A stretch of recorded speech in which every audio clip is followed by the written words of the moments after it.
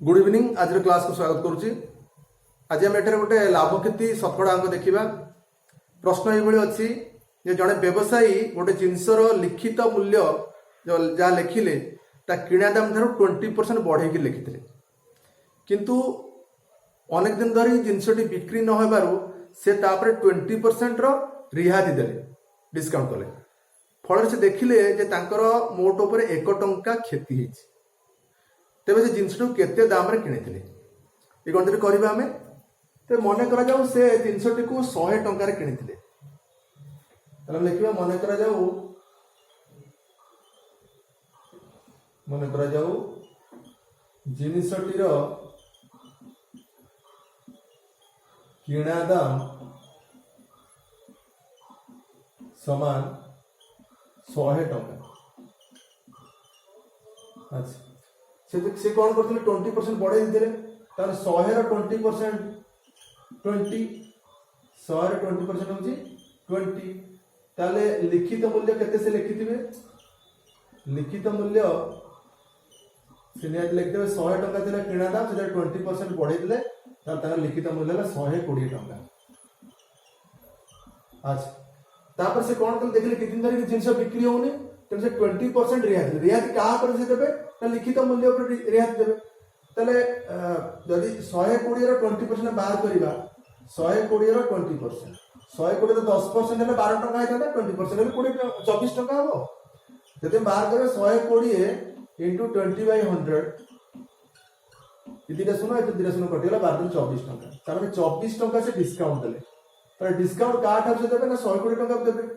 ताले जो बिक्री दाम जिनिसर बिक्री दाम केते हबो? जिनिसर बिक्री दाम हेबो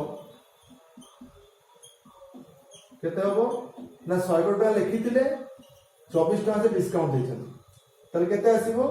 100 को 24 फेड देबा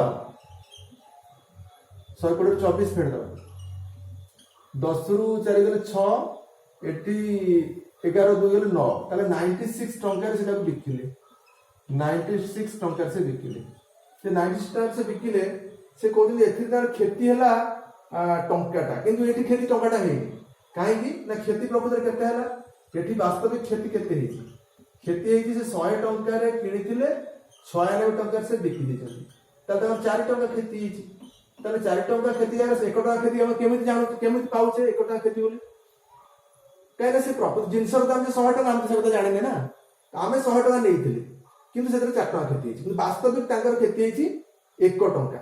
ताले हमें कोन केमिति अंक करबा हम लिखबा जे 4 टंका क्षति हेची 4 टंका क्षति बेले किणा दाम होची हम तो किणा दाम दरकार ना 4 टंका क्षति बेले किणा दाम और केते ना 100 हे ताले 1 टंका क्षति हेची हमर 1 टंका ताले 1 टंका क्षति बेले 1 टंका क्षति बेले किणा दाम केते हेतबो?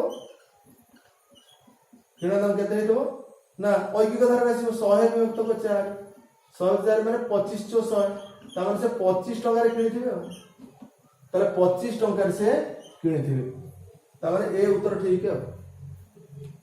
एटे भलो चललानी देखिबा एटा मन कहे जिनसर किणा दाम 100 टंका रो 20% माने से बढ़ाई दिथिल केते ना 100 टंका 20% 20 टंका।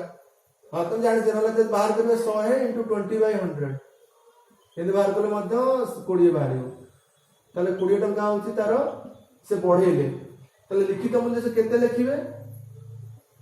लिखित मूल्य से लिखिबे केते ना 100 टंका रे से किनिथिले 20 टंका से बढ़े दिसे 20% तारे 100 कोटी टंका होची 100 कोटी टंका होची लिखित मूल्य।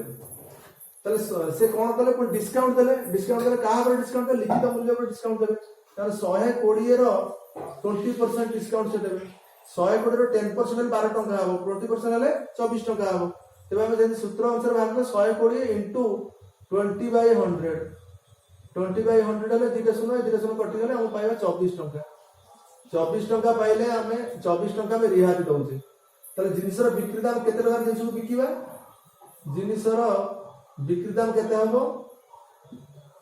जिनिसर बिक्री दाम हबो 120 टंका तो लिखित मूल्य से 24% से डिस्काउंट देबे तार 96 रुपीस रे से बिकिले ताले तांकर खेती एठी हम जो 100 टंका किणा दाम नेकी करिचे सेठी तांकर एठी खेती हमर बाकी 6 टंका फेरले हमको 4 टंका खेती बात कि वास्तव में 4 टंका खेती है 1 टंका तबे 4 टंका काहे बाहर ना आमे जो रेट लेचे जिनसर किणा दाम 100 टंका प्रकृत जिनसर किणा दाम 100 टंका ने हम जानने ना तबे ये जो 4 टंका आमे किणा दाम बाहर करबा 4 टंका खेती बेले आमे किणा दाम केते नेथिले 4 टंका खेती बेले आमे किणा दाम नेथिले 100 टंका 4 टंका खेती बेले किणा दाम नेथिले 100 टंका यदि ऐकिक धारा पर हम दृढ़ धारणा अछि तले याको खूब सहज रहि पारे तले 1 टंका खेती बेले 1 टंका तो खेती हिच ना 1 टंका खेती बेले किणा दाम केते हबो